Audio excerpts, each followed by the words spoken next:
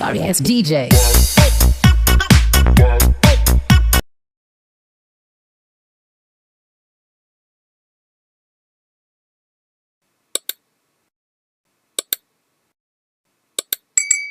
Hi friends, ఈరోజు recipe ఏంటో తెలుసా? పాతకాలపు పద్ధతిలో చేపల పులుసు ఎలా చేయాలో చూపిస్తాను చూడండి.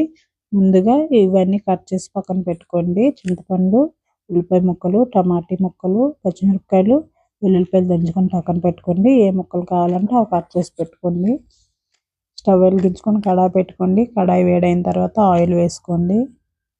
ఆయిల్ వేడైన తర్వాత ఉల్లిపాయ ముక్కలు, పచ్చిమిరపకాయ ముక్కలు వేసుకొని కొద్దిగా ఫ్రై చేసుకోండి. ఫ్రై అయిన తర్వాత వెల్లుల్లిపాయ దంచుకొని వేసుకోవాలి. ఇవన్నీ కొంచెం బాగా ఫ్రై అయిన తర్వాత దీంట్లోనే ముందుగా కట్ చేసి పెట్టుకున్న టమాటా ముక్కలు కూడా వేసేసుకోండి. వేసుకొని ఒకసారి కలుపుకొని దీంట్లోనే రుచికి సరిపడే సాల్ట్ వేసుకోండి.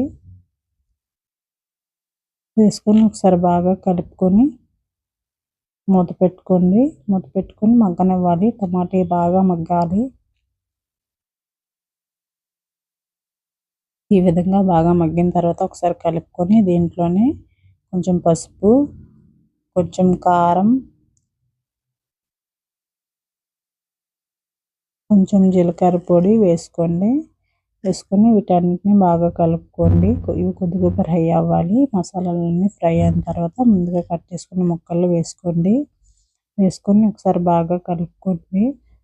బాగా కలిపిన తర్వాత దీన్ని మూత పెట్టేసి ఈ ముక్కలన్నీ బాగా మగ్గనివ్వాలి.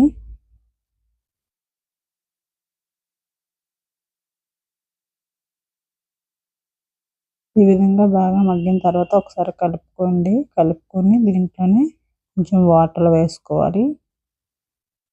వాటర్ వేసుకొని ఒకసారి కలుపుకొని మూత పెట్టుకొని ఈ ముక్కలు ఉడకనివ్వాలి.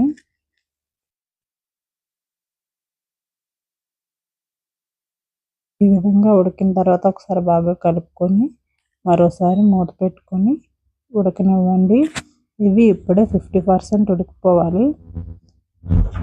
ఇలా బాగా ఉడికిన తర్వాత దీంట్లోని ముందుగా నానబెట్టుకున్న చింతపండు పులుపుని వేసుకోండి. వేసుకొని ఒకసారి బాగా కలుపుకోండి. కలిపి దీన్ని మరగనివ్వాలి. మూత పెట్టుకోకండి. చింతపండు వేసిన తర్వాత మూత పెట్టకూడదు. ఇలా బాగా ఉడికినప్పుడు ముందుగా ఉప్పు, పసుపు, కారం కలుపుకున్న చేపల ముక్కల్ని దీంట్లో వేసుకోండి.